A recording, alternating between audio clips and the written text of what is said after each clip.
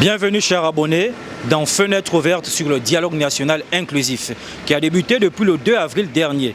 Il se poursuit au niveau du stade d'Angondje avec la formation des commissions qui vont examiner plus de 36 000 contributions recueillies sur l'ensemble du territoire national et à l'international.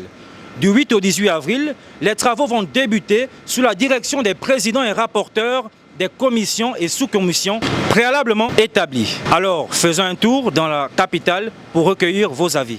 Et moi, ce que j'attends du dialogue, c'est d'abord le taux de chômage dans le pays pour les jeunes, ceux qui sortent des grandes écoles, et les problèmes aussi de santé. Il faudrait bien que l'État veille sur la santé des Gabonais parce qu'on doit d'abord prendre encore des Gabonais, d'abord des souches. Ici, dans ce pays-là, nous avons toujours vu que c'est parfois des gens qui reviennent d'ailleurs et qui cherchent à avoir des papiers gabonais.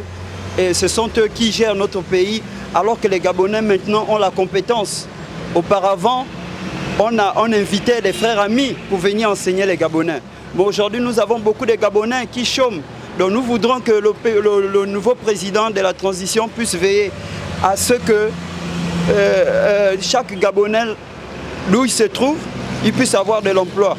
Et puis, les problèmes économiques et sociaux, hein, c'est tout ce que nous attendons. Et nous le remercions aussi pour le budget qu'il a mis pour les 9 provinces, les 7 milliards des 9 provinces du Gabon pour l'investissement dans les provinces, afin que le pays soit dans la décentralisation, quoi. En fait que les jeunes Gabonais trouvent l'emploi d'où ils se trouvent, dans les fins fonds des villages. C'est ce que nous voulons. Et puis, je veux aussi dire, je parle de la sécurité, le ministère de l'Intérieur doit essayer d'identifier, parce que dans notre pays, il y a trop le taux d'immigration. Et on ne peut pas vivre dans un... Quand on vit dans un pays, c'est les problèmes de sécurité. On a besoin que chaque citoyen, chaque national soit identifié par le ministère de l'Intérieur.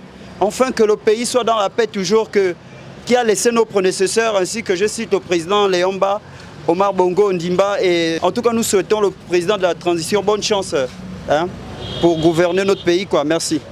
Le dialogue national qui a commencé le 2 avril, interrompu pour des raisons dont j'ignore, est une initiative du général Brice Clotaire Oligui. C'est une bonne initiative parce que les choses ne vont pas dans le bon sens souhaité par les Gabonais.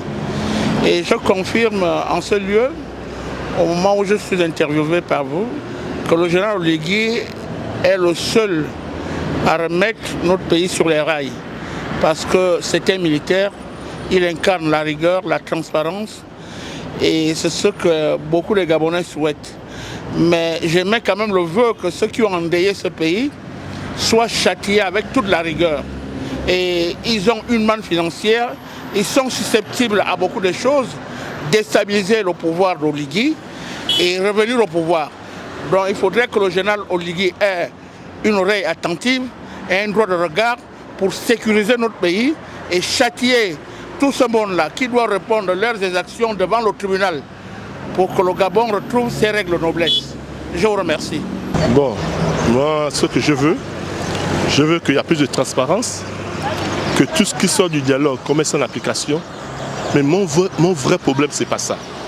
Mon vrai problème, c'est que le président Oligui, s'il va à la Russie, va voir Poutine et signe le contrat de défense avec la Russie pour le protéger, le Gabon et chasser la France. Parce que le malheur du Gabon, c'est la France. Ne nous cachons pas, c'est la France qui nous pille. Parce que si le président Oligui dit non à la France va l'enlever de là où la France va le tuer. La France va lui faire un coup d'État. Ça, nous tous on connaît ça. Mais il faut que le président Oligui soit courageux. Courageux. Et voit la Russie et signe le contrat de défense avec la Russie. Le protocole d'accord de défense avec la Russie. Pour qu'il se protège d'abord lui-même. Avec la Russie, il se protège sérieusement. Et protéger le Gabon. Pour qu'il puisse commander les armes pour protéger le Gabon. Après, dire merde à la France. Tant qu'on ne dit pas merde à la France, on ne chasse pas la France, on ne sera jamais indépendant, on ne sera jamais libre, on ne peut jamais jouir de nos sous-sols. C'est ce que j'avais à dire au président Oligui. Oui, je suis Gabonais, je me nomme Jean-Alexis Bassambi. Je suis gabonais, je suis employé à l'éducation populaire depuis un certain temps. Malheureusement, j'espère que tout sera débattu au niveau du dialogue national parce que ça fait plusieurs années que nous sommes des papas, mais nous ne sommes pas payés. Et j'espère que tout sera débattu de là-bas. Et que tout sortira de là-bas, on sortira gagnant. Gagnant. Pour tous les Gabonais. Je vous remercie. C'était Fenêtre ouverte sur le dialogue national inclusif. Chers abonnés, restez connectés sur News Live.